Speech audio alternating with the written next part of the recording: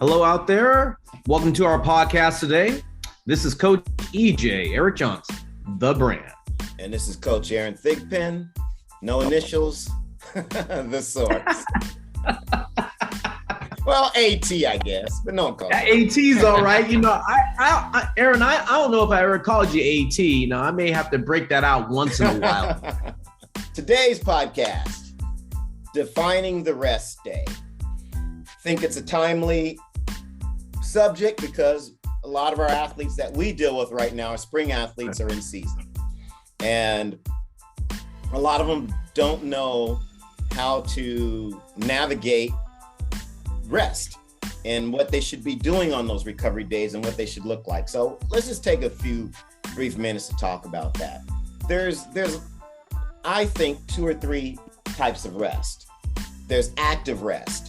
And so active rest might be things like light swimming, jogging, cycling, on the days that you don't have competitions or days you don't have practices, kind of your day off. Those are active forms of rest where it's not high intensity, kind of just getting the body back in the flow, being relaxed, loosening up, those sorts of things.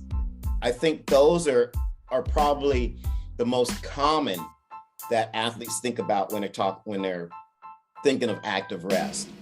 And then there's passive recovery. That's going to be things more like your yoga, your stretching. They're not as neurologically charging in terms of, cycling and jogging and that sort of stuff.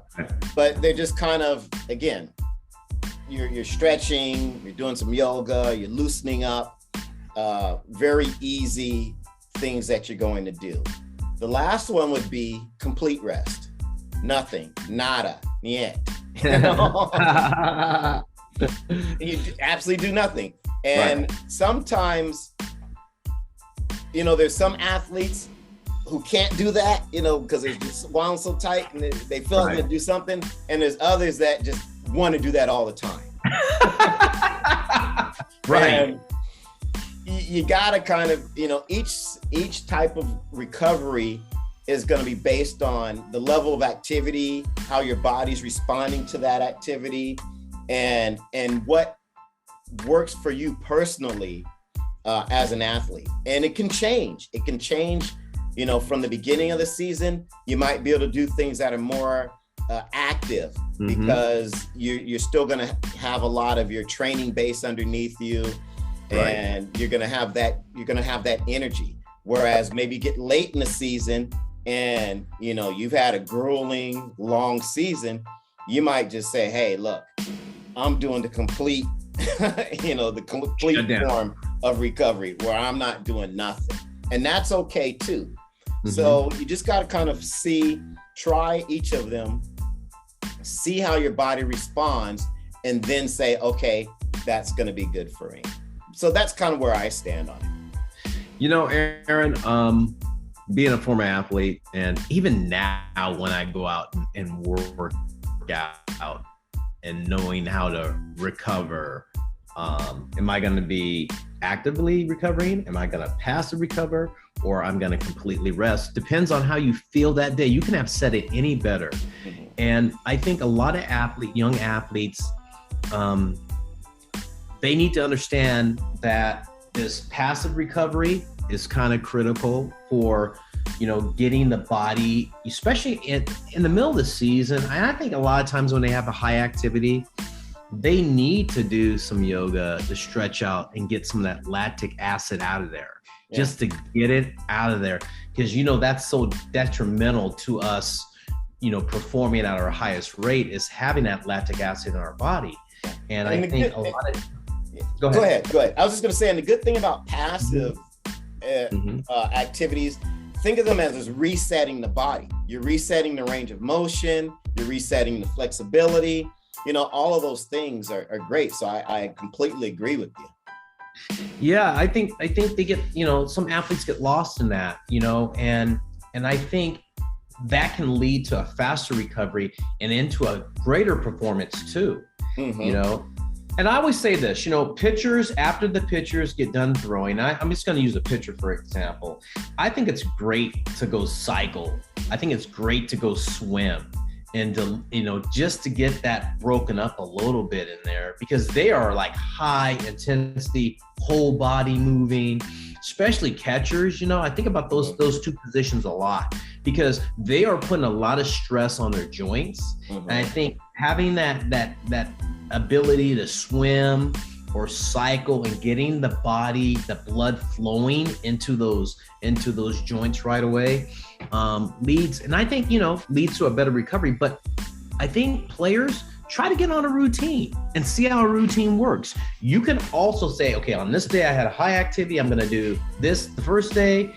Next day, I'm going to do this to recover, and see how that goes. If that doesn't work, then change how you're recovering, or what exercises you use to recover, to kind of figure it out for yourself.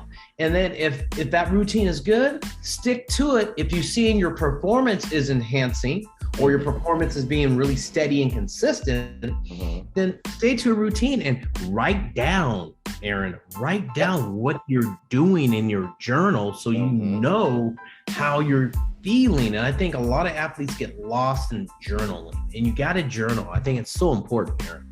Yeah, I agree. I mean, a simple number system will help you look back and say, hey, that really worked for me. Even when you go back a year, if you look back a year from now, you might say, okay, after I did that recovery routine, I always felt like I was back at an 8 or back at a 9. So what you do is you just say, hey, the day after this workout in your journal entry, or after this recovery day, the next day I was a 5. Right. Or I was a 7, or I was a 9.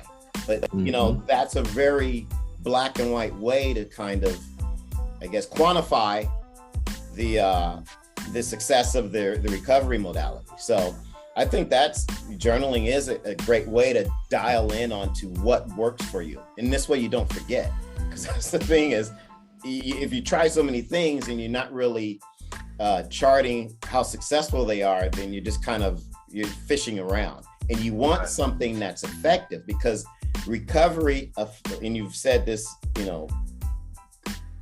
recovery affects performance. You're not just recovering just so that you're not tired anymore, or so you're just not sore anymore. You're recovering so that you can have a good performance the next time out, but also continue to have good performances. So I think, I think that's how athletes should look at recovery. Okay. Not from the standpoint of, can I play, but how well can I play? Ooh, man, that's fitting, right? How well can I play? And that hits it right on the head, man. You hit right on the head of that nail. Aaron, I have a question for you, because it got me to think about this. Do you feel like athletes you train, and you probably have more control of their recovery, because they'll come in and say to you, hey, listen, I don't feel good today. And or athletes really that come to you understand recovery. I mean, you've got professional guys like Robert Stevenson, right-handed pitcher for the Rockies. He understands recovery, versus maybe a high school athlete who comes in and, I want to go harder. I'm not fast enough. What do you see that with younger athletes? Because you have this range of athletes from 8 to professional athletes. What's your sense of like how you feel about that, and kind of like in this industry a little bit and what we do? Yeah, there is a difference, because youth is that superpower we all have that eventually fades over time.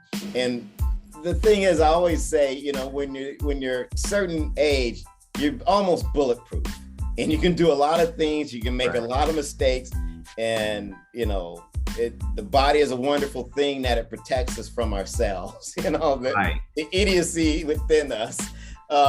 So you can have young athletes, especially, and this is probably where it starts. We have pre-adolescent athletes Okay. where they don't really get the lactic acid in the domes or the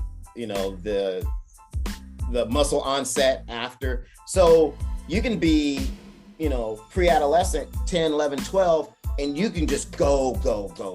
Okay. And you can go for hours, and then you can, go eat a hot dog and come back and go for hours again, and you never pay the price.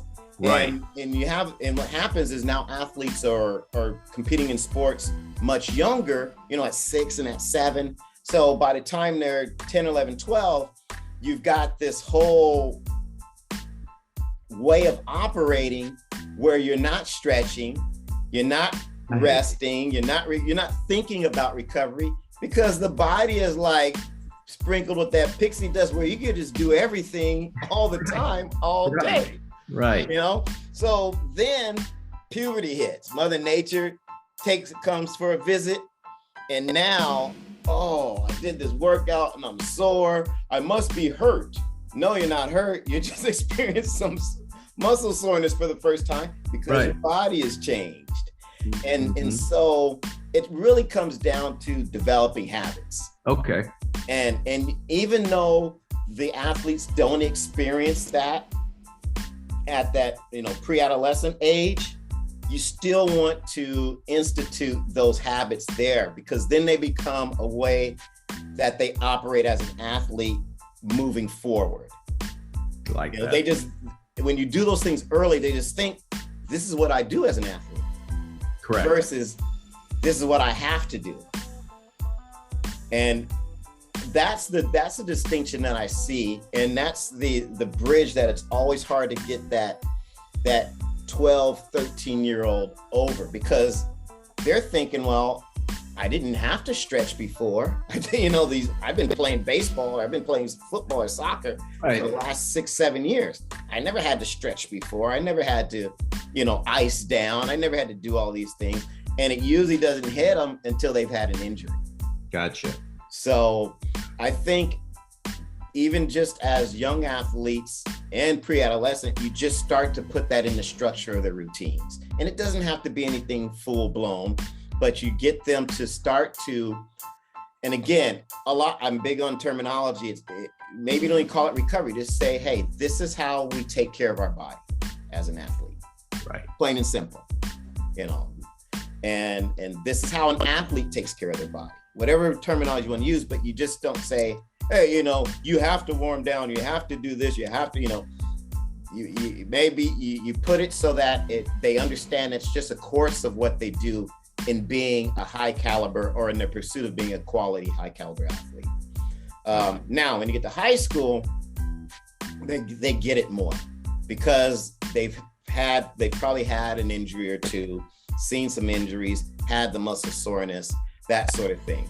And for that group of athlete, it's more about, how do I fit it into the routine of all these other things? Because now, maybe pre-adolescent, you can do things post-workout fairly simple. They may not take a lot of time. It might be just as simple as with younger athletes, hey, we're gonna do a light jog cool down and stretch, and it takes all of 10 minutes. Oh, okay. Easy to do. With the high school athlete, because now they've got the muscle onset soreness that they're trying to combat, and all these other, and the fatigue and all these other things. Well, now those modalities get a lot more complicated. Now, do I use a compression sleeve of ice? Do I, use a heating pad? Do I use vibration technology, the thumper guns? Those take time, because now you're talking about not just 10 minutes, you're talking about maybe 30, 45, even an hour. Right. And those are things that tend to be a lot more aggressive. And then if you're talking some of the other activities, you may have to cycle or jog for 30 minutes, or you have to, stretch or do yoga.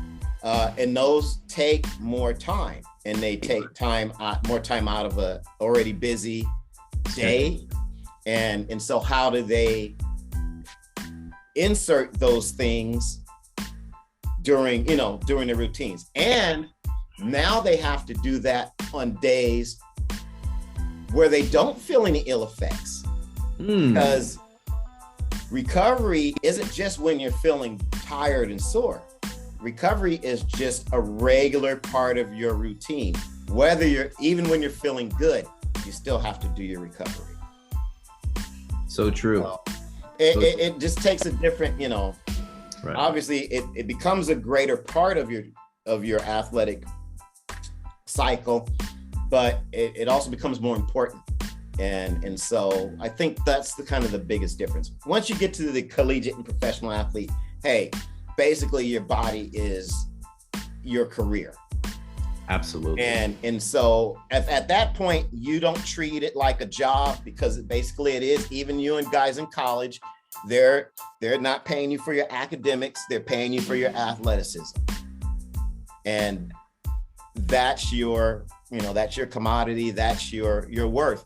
So you have to take care of that investment. Mm-hmm. Mm-hmm. And so I think it's easier for those guys because they understand the return that it's going to give them. Whereas, the other ages, the other stages, they don't quite understand it as much. Well, today our subject was rest and recovery. And again, Aaron, great subject. People check us out on all our social mediums, Aaron, we got YouTube, right? We got Instagram, we've got Twitter, a lot of different things. So hit us up, check out past subjects too, man. We have a lot of good information out there for you. So this is Coach EJ, the brand. And Coach Aaron, the source. We'll see you.